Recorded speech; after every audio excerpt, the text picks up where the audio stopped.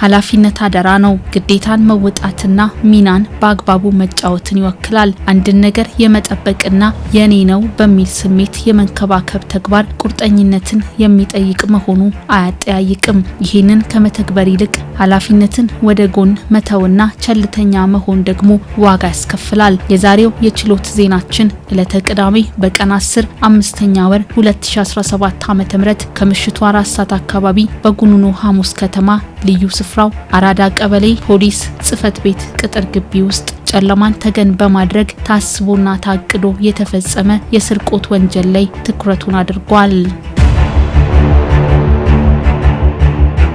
በጊዜው ግቢ ውስጥ የነበረን ተሽከርካሪ ጎማ በመፍታት ሆነ ተብሎ በተፈጸመ የህብረት ወንጀል የመንግስት ንብረት ለአደጋ ተጋልጧል። ስርቆቱን የፈጸሙት ሁለት ተከሳሾች ቀድመው ቀጠሮ በመያዝ ግቢ ውስጥ የነበረን ተሽከርካሪ ጎማ ለመፍታት ዕለተ ቅዳሜን መርጠዋል። ሰው እንዳያይም በጨለማ ለመገናኘት ተስማምተዋል። አንደኛ ተከሳሽ ለዚሁ ተግባር የሚያግዙ መፍቻ እቃዎችን በመያዝ ማንነቱን በመሸፋፈን በግቢው ሲገኝ ተባባሪው ደግሞ ሁኔታዎችን በማመቻቸት ሲሸፋፍንለት ነበር።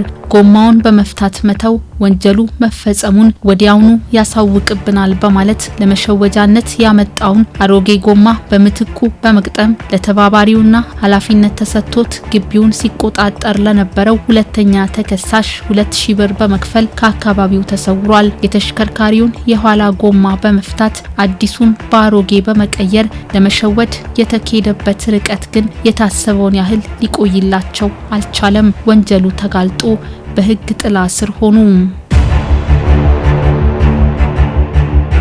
በጉኑኖ ሐሙስ ከተማ አራዳ ቀበሌ ፖሊስ ጽፈት ቤት ቅጥር ግቢ ውስጥ በተባባሪው ግለሰብ አማካኝነት በመግባት የስርቆት ወንጀል መፈጸሙ ከተሰማ ጀምሮ ፖሊስ የሰውና የሰነድ ማስረጃዎችን በማጠናቀር በጉኑኖ ሐሙስ ከተማ መጀመሪያ ደረጃ ፍርድ ቤት ጥፋተኝነታቸው ተረጋግጧል። የጥፋትና የቅጣት ውሳኔም ተላልፎ እያንዳንዳቸው በ2 ዓመት ከ5 ወር ጽኑ እስራት እንዲቀጡ ውሳኔ ተሰጠ።